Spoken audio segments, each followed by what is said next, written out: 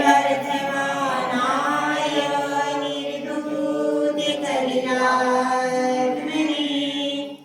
सालोकानां त्रिलोकानां यद्विद्या दर्पणायते।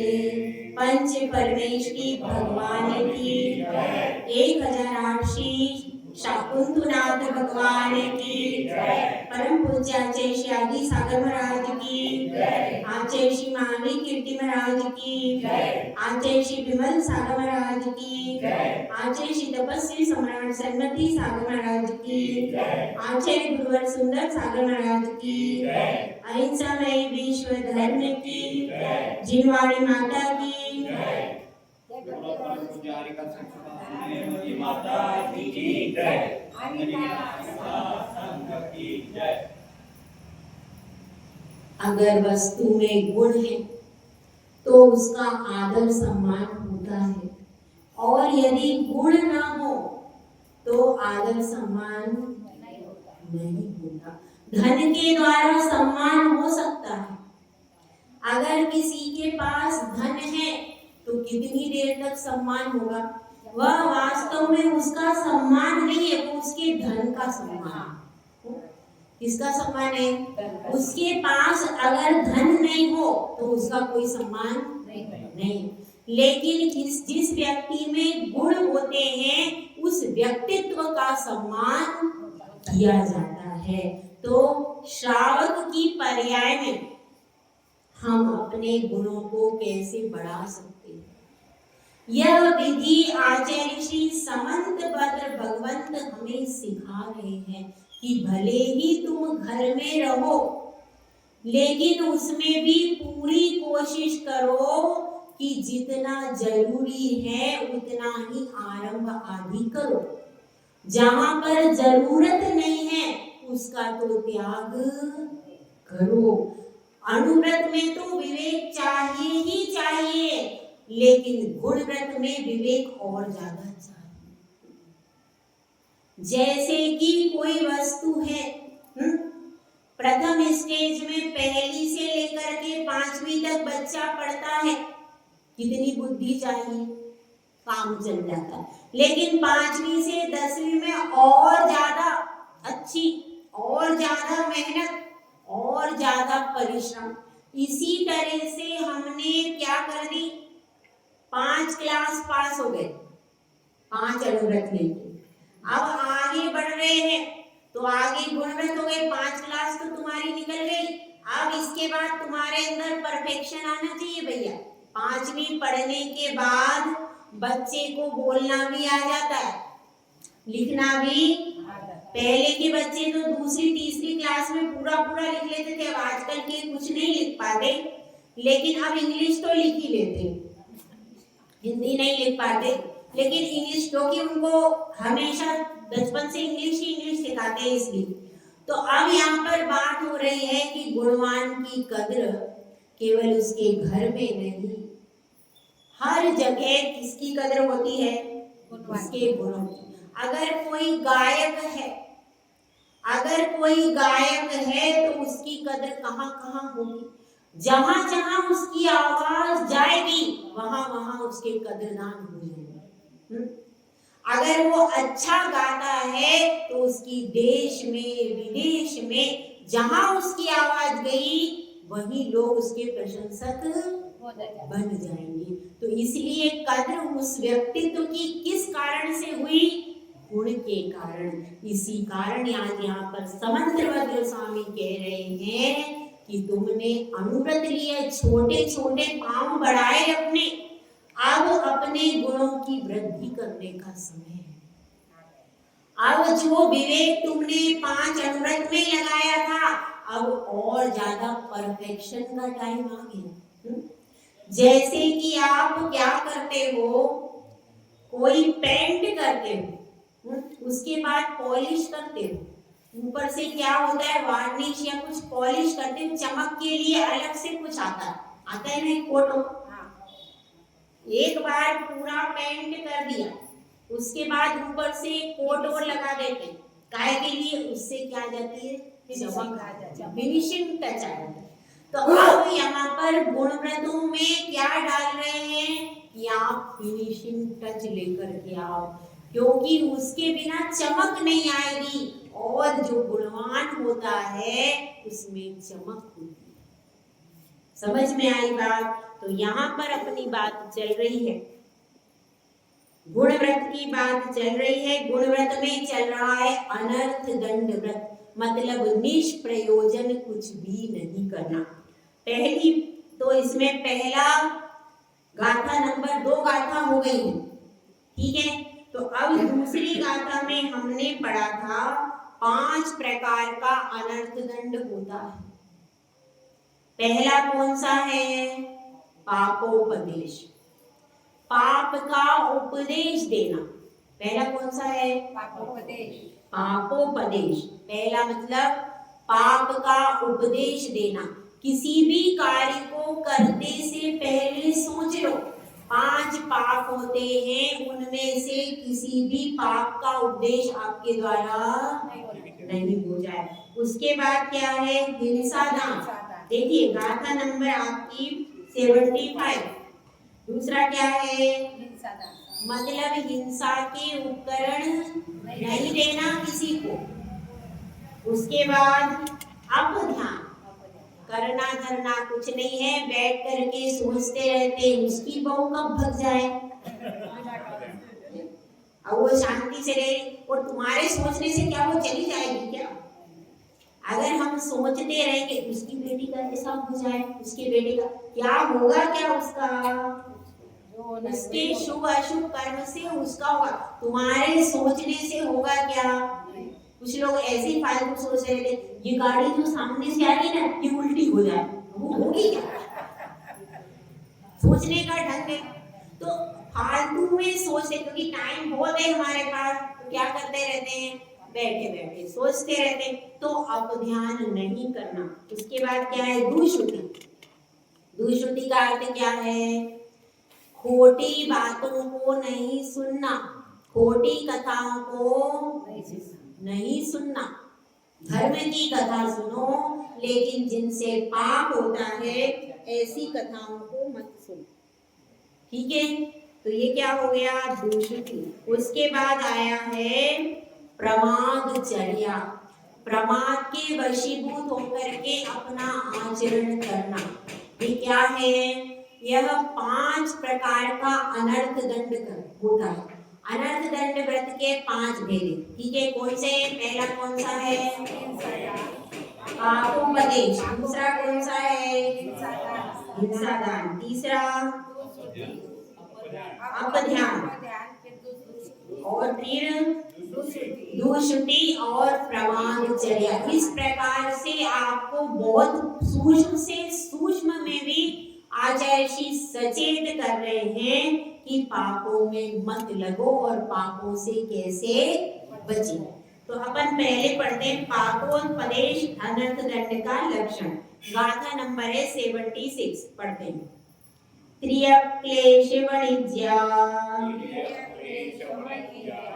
हिंसारंभ प्रलंबनादीनां, तथा प्रसंग प्रसवः, स्मृतव्य पाप उपदेशः। अब इसमें देखिए त्रियक क्लेश, त्रियक मतलब त्रियंच, त्रियंच जीवों को जिसमें दुख होता है ऐसे व्यापार को करना। समझ में आई बात? ऐसे कौन कौन से व्यापार हैं? क्या होते हैं? पशुओं का पालन, बकरा पालन, मुर्गी पालन, ये सब क्या है? ये सब त्रियंच जीवों को क्लेश देते। शराब लगाने की फैक्ट्री, कत्ल खाने खोलना। तो इस तरीके की आप कहीं भी उपदेश मत दे देना कि भाई यहाँ पे जमीन अच्छी है, यहाँ पर देखो मुर्गा मुर्गी इस गांव में ज्यादा है, तो आप क्या कर लो, यहाँ पे मुर्गी पालन केंद्र नहीं होता, वो वास्तव में मुर्गी मारण केंद्र होते हैं, और मछली पालन केंद्र होते हैं। मुर्गी पालन लिखा रहता है पालन, लेकिन होता क्या है उसमें? मारण केंद्र होते हैं। अथवा वो क्या होता है, वहां पर नहीं मरते तो वो सप्लाई करते, बेचते इसी चीज के लिए। इसलिए ऐसे उपदेश नहीं देना कि इनको पालन का मतलब पालन केंद्र भी आपने बोला, लेकिन क्या होगा उसका बाद में, उसको सप्लाई करेंगे, उसको बेच करके और इन सब चीजों में यूज करेंगे। तो ऐसे कोई भी कार्य जिनमें पशुओं को ले जाया जाता है और उनका वितरित किया जाता है, उनको बेचा जाता है, उनको खरीदा जाता है और उनका दुरुपयोग किया जाता है, उनको मारा जाता है, उनका वध किया जाता है, ऐसे किसी भी बात को आपको समर्थन नहीं। और ऐसे जो ऑल आउट है, अब आपने घर में ऑल आउट लगाया, क्या हो गया, उससे बहुत पूरे घर में मच्छर चले गए या उनका मरण हो गया, चले गए तो कोई बात नहीं है, लेकिन अगर उसका मरण हो गया तो आप क्या करें, बहुत अच्छा है, तुम भी खरीद लो, दूसरों को उपदेश देने लगे, तो क्या हो गया, ये पापोपदेश क्यों हो गया, क्योंकि उसको लगाने से मच्छर मर गए। इसी तरह से पिंजरा आदि का उपदेश देने लगे, पिंजरे में तोते को बंद करके रखना, ऐसा भी नहीं करना चाहिए। हाँ, सर्कस में जैसे वो पशु रहते, क्या बोल रहे हैं, उसमें भी ऐसा वेदना देते हैं माता जी। हाँ, सर्कस में तो मारते ही हैं, वो वेदना तो देते ही है। तो यहाँ पर मुख्य रूप से व्यापार की बात चल रही है। यहाँ पर क्या लिखा है, व्यापार, ऐसा व्यापार जिसमें त्रियंजों को क्लेश होता है। तो वो सर्कस में भी पैसे से, टिकट से करा जाता है, शेर को दिखाते हैं, गाय आदि को दिखाते हैं, जो उसमें डांस करते हुए दिखाते हैं पशु पक्षियों का, तो वो जो दिखाते हैं वो सब क्या है, यह सब क्लेश वाणिज्य भी है। तो ऐसे सर्कस को भी देखने नहीं जाना चाहिए, क्योंकि आप देखने जाओगे, ताली बजाओगे, अनमुना, इसलिए ऐसे सर्कस देखना भी क्या है, वो पापोपदेश के अंतर्गत आ जाएगा। अगर आप, लेकिन वो इसमें नहीं आएगा, वो अनर्थ दंड के अंतर्गत आ जाएगा, क्योंकि उसको देखने से आपका कोई प्रयोजन सिद्ध नहीं हो रहा। सर्कस देखने से क्या प्रयोजन सिद्ध हुआ, कुछ भी। चिड़ियाघर देखने आए पर चिड़िया में बांध के नहीं रखते,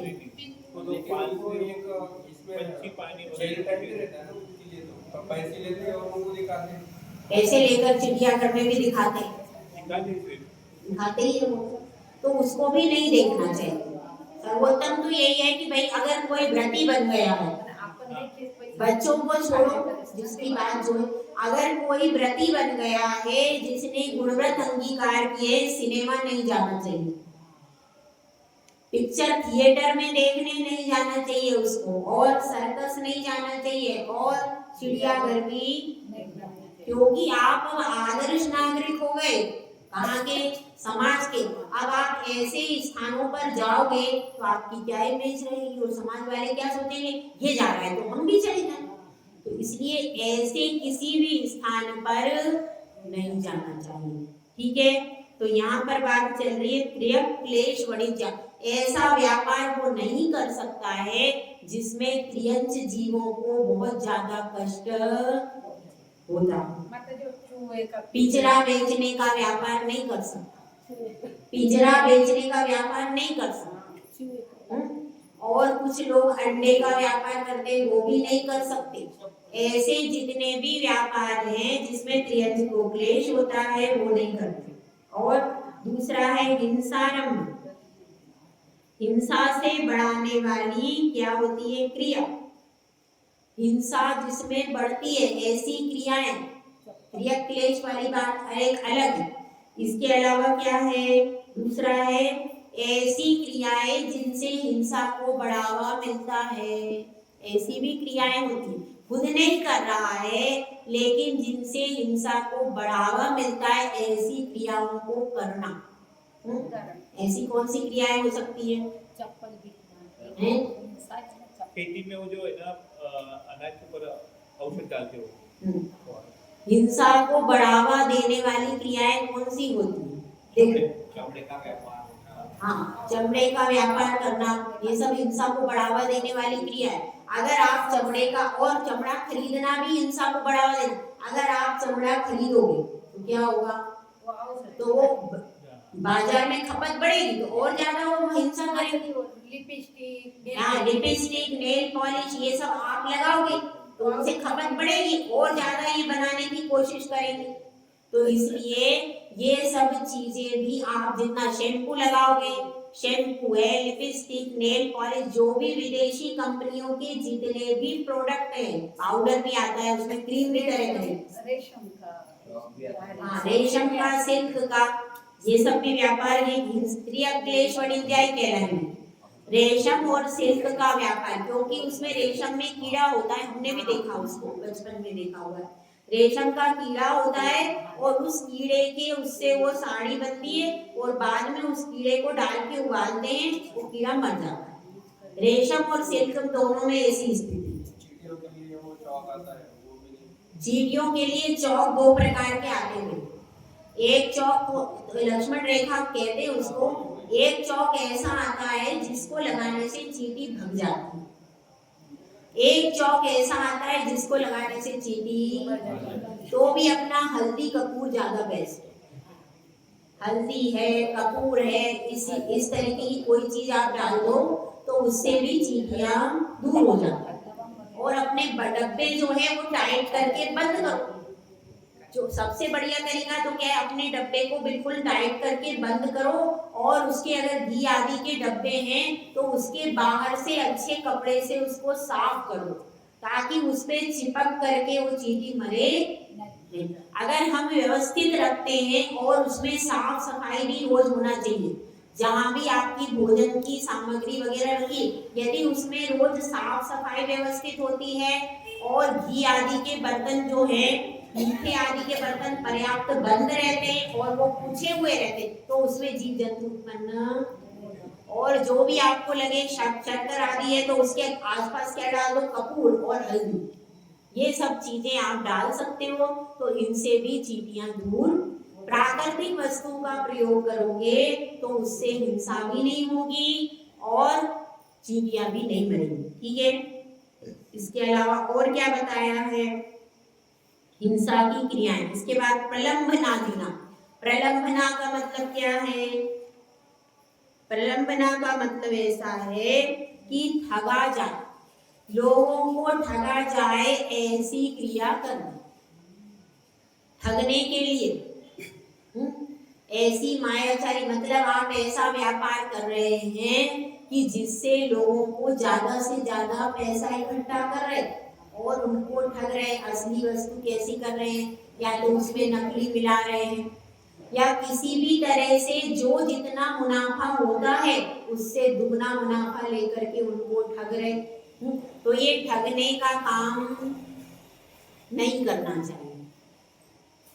पापोपदेश अनर्थदंड में क्या किया जाता है, उसको ठगा जाता है, 5 पापों को करके उसको ठगा जाता है, तो ठगने का काम भी नहीं करना चाहिए। फिर क्या है, कथा प्रसंगा प्रसव, और ऐसी कथाओं को करना, ऐसी कथाओं को करना जिनके द्वारा पाप का उपदेश होता है। ऐसी भी बहुत सारी कथाएं जिनमें पाप का उपदेश कराया जाता है, जिनको सुन करके व्यक्ति क्या करता है, तुरंत पाप करने के लिए दौड़ता है। अब इसमें मोबाइल में कथाएं, पिक्चर की कथा है, और क्या है आपकी सीरियल की कथा है। अब उस सीरियल में आया है, जो उस सीरियल की हीरोइन है उसकी एक शादी हो गई, ठीक है, अब एक शादी हो गई, उसका पति गायब हो गया, ठीक है, अब उसने दूसरी शादी कर दी, फिर पहला पति प्रकट हो गया है। अब ये क्या है, उसको दूसरी शादी, अब क्या करें, कोई बात नहीं, हीरोइन तो करती है दो शादी करने में कोई हर्ज नहीं। क्या हो गया, ये हो गई ऐसी कथाओं को सुनना। ऐसी कथा सुन करके आज इन कथाओं की वजह से कुशील पाप बढ़ रहा है, लोगों को शादी करते तलाक देते कोई फर्क ही नहीं पड़ रहा। जबकि पहले लोग सोचते थे भैया यही शादी है, यही दिखाना है। अब ऐसा नहीं रहा। क्यों? क्योंकि सीरियल में ऐसे ही दिखाते हैं, 2 शादी हुई, फिर उस पति ने भी उसको कह दिया नहीं, फिर उसका दूसरा पति मर गया, तो अब क्या हो गया, उसने तीसरी कर ली, फिर क्या है, तो ऐसे मतलब कोई उसका चरित्र कोई भी कहीं भी चली जाती है, कभी कहीं चली जाती है, कभी कहीं चली जाती है, तो लोग क्या सोचते हैं, यही हीरोइन हमें अच्छी लगती है, तो जब ये कर रही है 4 शादी, तो 2 शादी करने में हर्ज क्या? इसलिए ये जो आप आजकल देख रहे हैं, ये क्यों हो रहा है? सबसे ज्यादा कारण है सीरियल्स। जो सारे सीरियल चल रहे हैं, आप देख लीजिए कौन से सीरियल में एक की शादी हुई और निभा रही है, कौन सा सीरियल है? सीरियल का नाम बताओ। मैंने तो नहीं देखे, पर मैंने सुना है सब में ऐसे ही होता। तो अब ये सब जब हमारे बच्चे ये सीरियल देखेंगे, तो देखो कोई भी बात है ना, मन पे छाप छोड़ देती। उनके मन में बैठ गया, कोई बात नहीं, ये हीरोइन कर रही है तो कोई बात नहीं, हम भी 2 शादी कर लेंगे, एक से नहीं पटी तो दूसरी से पटा लेंगे, दूसरी से नहीं पटी तो ये क्या हो गया?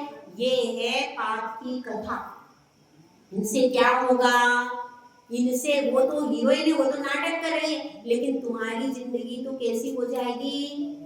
बर्बाद हो जाएगी। क्योंकि जो एक से सेट नहीं, वो दूसरे से होगी नहीं, फिर पूरी जिंदगी वो भटकन ही रहती है, व्यक्ति संतुष्ट नहीं हो पाता। इसलिए क्या है, ये सब क्या है, ये सारा चल रहा है पापोपदेश। और ये कथाएं ऐसी तरह तरह की कथाएं टीवी में आती हैं, और उसमें पिक्चरें होती हैं, चोरी की पिक्चर, पूरी पिक्चर में शुरू से लेकर के लास्ट तक चोरी, चोर की पिक्चर है पूरी पिक्चर क्या है, उसमें चोर रात में जाता है, गैम्बलर पिक्चर है, ऐसी बहुत सारी पिक्चर। आप अगर पिक्चर की लिस्ट देखोगे तो कितनी सारी पिक्चर सिर्फ चोरी में ही बनी, चोरी में बहुत पिक्चर बनी, कैसे डकैती डालना, कैसे रात में घुस के काम करना, ये सारी चोरी। अब वो चोरी की पिक्चर बच्चे देखेंगे तो क्या होगा? अब कभी उनके मन में कोई चाल आ जाए और उन्होंने चुरा लिया तो, क्योंकि ये बच्चे जो मासूम होते हैं, उनके दिल पे ये सारी चीजें बैठ जाती हैं, और कभी भी ऐसा अवसर आ जाए तो वो काम कर सकते। बड़े लोग तो सावधानी से देखते हैं, मगर आप सब जब आप सीरियल देखते हो, जब पिक्चर देखते हो, तो बच्चों को लेके जाते हो कि नहीं? बस इससे क्या होता है, अब संस्कार पड़ गया। अब जब संस्कार पड़ गया तो ये संस्कार कब उदय में आएगा, कोई भरोसा नहीं। इसलिए ध्यान रखना कि ऐसी फिल्में ना तो देखना चाहिए ना दिखाना चाहिए। ऐसी फिल्में जिसमें पूरा नगर वधू का ही वर्णन है, पूरी पिक्चर उसी पे चल रही है, वही नृत्यांगना नृत्य कर रही है, उसके पास में लोग आ रहे हैं, पूरी पिक्चर उसी पे। ऐसी पिक्चर देखने से क्या होगा? कुछ भी पाप पड़ेगा। तो इस तरह से ये जो 5 पाप है, इन पे हिंसा की भी बहुत फिल्में होती है। उस पिक्चर में शुरू से लेकर के हिंसा ही हिंसा, उसने उसको मारा, उसने उसको मारा, पूरी पिक्चर में यही चल रहा है।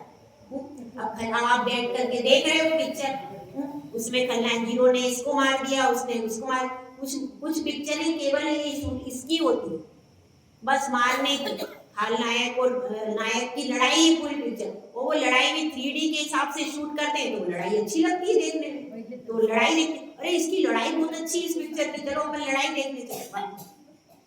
ये सब क्या है? ये सब हिंसा। वो मार रहा है और आप देख करके खुश हो रहे हैं, कितना अच्छा उसने मारा, कितना अच्छा किया, ये सब हिंसा। तो यहाँ पर यही बता रहे हैं, ये सब ऐसी कथाओं को सुनना, और ऐसी कथाओं का फिर आप बाद में क्या करते हो? पिक्चर देखने के बाद फिर अपने सहेलियों में, कौन सी पिक्चर अच्छी, वो बहुत अच्छी चल रही, अच्छा उसमें कौन सी स्टोरी, उसने ऐसा बताया, उसमें अच्छा ये क्या हो गया, तो वो बहुत अच्छी, उसमें चली जाओ, वो पिक्चर अच्छी, उस पिक्चर में ऐसा बताया, उस पिक्चर में ये सीन अच्छा, उस पिक्चर की ये, उस पिक्चर अपन ने क्या कर दिया, उस पिक्चर का पूरा उपदेश। कौन सी सीरियल देखी, वो सीरियल अच्छी, उसमें 4 शादी हुई, ऐसी अपन अब सहेलियों में बात करते हैं, अच्छा वो अच्छी, वो भी वो सीरियल देखने लगी, क्या हो गया, मतलब उसके अंदर भी वो संस्कार कब उदय में आ जाए कोई पता। इसलिए ऐसी चीजें शुरुआत में ही उखाड़ दो। शुरुआत में छोटा पौधा होता है, वो पहले उखड़ सकता है, तो ऐसे बीज ही क्यों बो, ऐसे बीज ही क्यों बोए कि कभी ना कभी वो संस्कार रूप में उदय में आ जाए। और मान लो हमारा समाधि मरण का प्रकरण और हमें कोई दृश्य याद आ जाए, फिर क्या करना है? कभी भी कोई भी प्रसंग आ सकता है, इसीलिए ऐसी सीरियल, ऐसी पिक्चर कभी भी देखना। ठीक है, अब यहाँ पर बात चल रही है, ये पूरा हो गया। अब इसके बाद एक गाथा और ले लेते हैं जिसमें बता रहे हैं हिंसा दान अनर्थ। दूसरा कौन सा बताया था अनर्थ? हिंसा दान, इसको देख लेते हैं। परशुक्रपाण खनित्र ज्वलनायुध श्रृंगी शंखलादीनां वधहेतूनां दानं हिंसा दानं ब्रुवन्ति बुधाः। परशु का अर्थ होता है फरसा। परशुराम जो कहलाते थे कि उनके पास फरसा रहता था, फरसा। उसके बाद कृपाण का अर्थ क्या होता है? तलवार। और खनित्र यानी कुदाली, कुदाली देखी है खेतों में। ज्वलनायुध, ज्वलन यानी अग्नि, अग्नि की चीजें। और आयुध यानी हथियार। श्रृंगी, श्रृंगी का अर्थ होता है विष। और श्रृंखला यानी सांकर। ठीक है, तो ये सब चीजें हैं, इनको क्यों देना? वध हेतु नाम दानम, वध, दूसरों को वध करने के लिए ये चीजें दे देना कि तुम जा करके वध करो। ये क्या हो जाएगा? हिंसा दान। हिंसा दानम ब्रुवन्ति बुधा, इसको क्या कहते हैं? हिंसा दान कहते हैं। इसमें प्रयोजन देखना भैया, क्या लिखा है? दूसरों का वध करने के लिए इन चीजों को देना।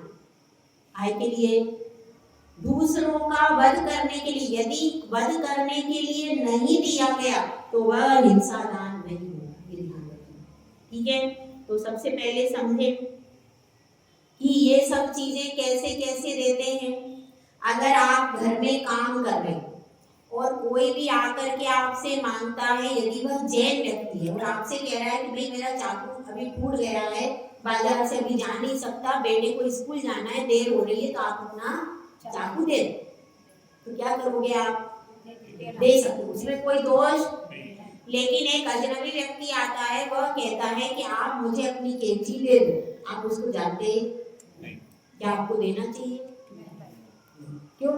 आपको नहीं पता है, पता नहीं क्या काटेगा क्या करेगा, आपको उसका पता नहीं। और आप जानते हो, जैसे आप दूसरा व्यक्ति है, वो जैन है, आप उसको परिचित हो, यह व्यक्ति जैन है, यह व्यक्ति व्रती है, यह व्यक्ति ऐसा कोई काम, उसको यदि आप क्या दे सकते हो? माचिस दे देते हो तो कोई दिक्कत। लेकिन अजनबी व्यक्ति को माचिस भी नहीं देना, यदि आपने दी तो क्या हो जाएगा? वो कुछ भी कर सकता है। देखिए, इस संबंध में एक कहानी आती है। एक सेठ जी थे और सेठ जी बहुत दयालु प्रवृत्ति की थे। एक बार एक युवक देखा उन्होंने, तो देखा उन्होंने कि गरीब है व्यक्ति, तो उसको खिलाया पिलाया और 100 रुपए दे दिए कि चलो तुम अपना इससे कुछ व्यवसाय कर लेना। सेठ जी बहुत अमीर थे, तो उनको कोई भारी नहीं लगा और वो ऐसा दया धर्म कर, तो युवक को समझाते हुए कहा कि तुम कोई अच्छा काम इससे कर लेना। अब क्या हुआ? ठीक है, वो व्यक्ति चला गया, सेठ जी भी भूल मार गए, अपने धंधे में लग गए। अब कुछ दिन हुए और उनकी दुकान पे घाटा ही घाटा होने लगा। इतना घाटा हुआ, बड़े परेशान हुए और फिर उनकी सेठानी तो चिढ़ गई। क्या करते रहते हो, दिन रात दान धर्म में लगे रहते हो, पता नहीं क्या क्या तुम्हें महाराज आके सिखा जाते, दिन भर लगे रहते हो, कुछ अपना सोचते नहीं, देखो हमारा घर खाली हो गया। अब कहने लगी तो क्या हुआ? तो सेठ जी ने कहा भाई बात तो सही है, महाराज से पूछे, इसने महाराज का नाम लिया। तो फिर क्या करते हैं, वो एक महाराज के पास जाते थे, तो गाय की कहानी। तो अवधि ज्ञानी महाराज होते, अवधि ज्ञानी महाराज के पास जाते हैं, तो देखते ही समझ जाते हैं वो तो 1 मिनट में। तो कहते हैं क्यों, तुमने किसी को रुपए दिए थे क्या? हाँ मैंने दिए थे, मैंने 100 रुपए उसको दिए थे ना। अच्छा, अब क्या है, उसने तो हिंसा का काम कर लिया, और हिंसा का काम कर लिया तो तुम जाकर के उससे वो जाल लिया, क्योंकि उसने क्या किया, मछुआरा बन के मछली पकड़ रहा। तो क्या हो गया, अब इतनी जितनी वो मछली पकड़ रहा वो हिंसा हो रही, उससे तुम्हारा सारा पुण्य खत्म हो रहा है। तो तुम्हें क्या करूं, वो तो डर गया कि भगवान मैं तो जैन हूँ, धर्मात्मा हूँ, मेरे निमित्त से इतनी हिंसा, मैं क्या करूं, कैसे पाप का प्रायश्चित करूं। तो उसको प्रायश्चित बताते हैं और कहते हैं प्रायश्चित भी तुम करो और जाकर के उससे जान लिया। क्या करो, उससे किसी तरह से कहो कि भाई जान मुझे दे दे और उसको समझाओ कि हिंसा नहीं करे। तो अब सेठ जी उसके पास जाते हैं, उस युवक से कहते हैं कि भाई हिंसा मत कर तू और ये जाल दे दे। तो वो हिंसा छोड़ने को तैयार नहीं होता, लेकिन जाल दे देता, जाल को लेकर के आ जाते हैं। उसके पास इतना पैसा हो गया, दूसरा खरीद लेगा, कुछ भी करेगा, तो वो जाल देने को तैयार हो जाता है। तो उसका जाल ले लेते और जाल ले करके वो जाल को जला देते। अब जब जाल जल जाता है तो क्या होता है, अब सेठ को बरकत चालू हो जाती। इसीलिए ध्यान रखना, किसी को भी ऐसे पैसे मत पकड़ा देना, उस पैसे से वो शराब पी ले, उस पैसे से वो सिनेमा देख ले अथवा गलत जगह चला जाए, कुछ भी कर ले, तो तुम्हारे सिर पे उठता पाप, क्योंकि पैसे किसके थे, तुम्हारे। इसलिए पैसे देने से भी कहीं वो हिंसा दान ना हो जाए, वो हिंसा करेगा तो उसका पाप तुमको लगेगा। इसलिए अगर दान भी लेना है तो अहिंसक व्यक्तियों को दो।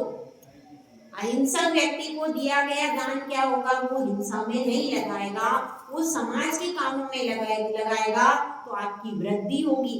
और अजनबी हिंसक लोगों को यदि दान दे दिया, पैसे पकड़ा दिए, वो क्या करेंगे, वो सिगरेट पिएंगे, तंबाकू खाएंगे, शराब पिएंगे, उसका कोई ठिकाना नहीं है। इसलिए यह सब ध्यान रखना चाहिए। अब देखिए अंतिम पढ़ लेते हैं 78 नंबर की कहानी। वदबन्धच्छेदादे द्वेषाद्रागाच्च परकलत्रादे आध्यानामपध्यानम् शासति जिन शासने विशदः। अब इसमें बताया गया है कि द्वेष और राग से क्या करना, पर कलत्रादे, पर स्त्री और पर पुत्रादिकों में क्या करवाना, मारण, बंधन और छेदन आदि हो जावे, ऐसा अपध्यान करना।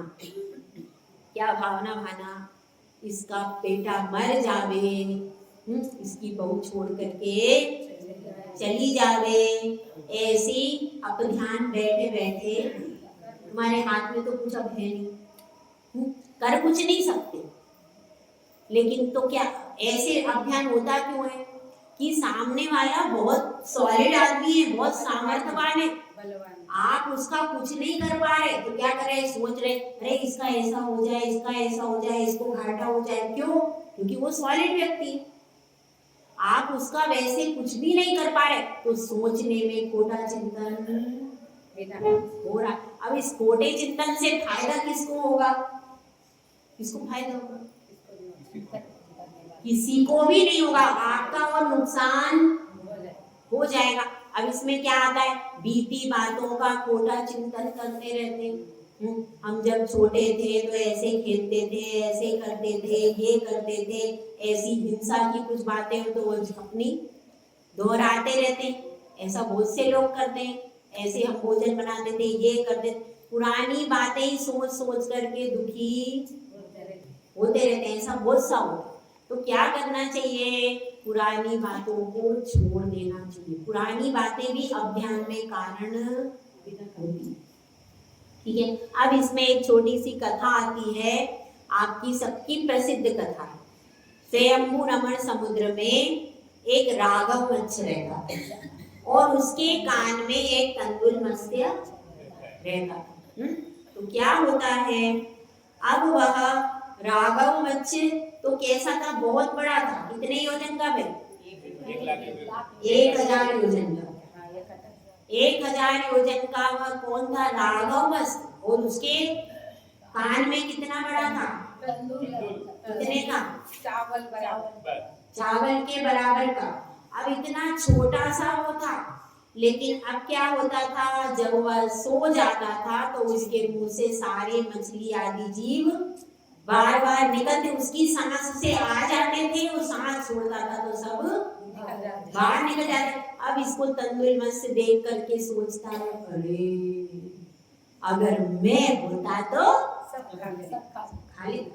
उसने ऐसा सोच और सोचता रहता है और वो क्या होता है कि वह भी नरक में चला जाता है। वो तो सब कुछ खाता ही था, जब जागता था तब तो सब कुछ खाता ही था, लेकिन ये बेचारा सिर्फ कान का मैल खाता है, इसने कोई जीव नहीं खाया। तंदुल मत्स्य क्या खाता था? सिर्फ कान का मैल खाता था, उसने एक भी जीव नहीं खाया, लेकिन गया कहाँ? क्यों? अपध्यान के कारण, अपध्यान के कारण। तो इसलिए यह भी अपन गुणों को बना रहे, अपन व्रती बन रहे, तो अपध्यान को छोड़ देना चाहिए। बिल्कुल भी जितना अपना समय है पूरे समय जाप स्वाध्याय आदि उसमें लगाना चाहिए। खोटा चिंतन नहीं करना चाहिए, किसी का बुरा हो जाए, किसी का गलत हो जाए, ऐसा चिंतन भागने को तो भावना मानना चाहिए कि सारे जीव सुखी रहे, कोई भी जीव रोगी नहीं हो, कोई भी दुखी नहीं हो, कोई भी दरिद्री नहीं हो, किसी को कष्ट, सब रोगों से मुक्त, ये भावना मानना चाहिए, है ना। जब गुणव्रती बन गया है, गुणव्रत की तरफ बढ़ रहा है, तो उसको भावना कैसी भावना चाहिए? मैत्री भाव जगत में मेरा, ये भावना है। यदि वो ये भावना भाएगा, आप ध्यान करेगा, तो क्या होगा? तो अनर्थ दंड का दोष उसको लग जाएगा। तो इसलिए ये सब क्या है? ये सब छोड़ने योग्य चीजें बताई। अनर्थ दंड व्रत की बात चल रही है, इन सब चीजों को छोड़ देना चाहिए, इन सब चीजों को करना नहीं चाहिए। जय बोलो आचार्य सुंदर साधु महाराज की जय।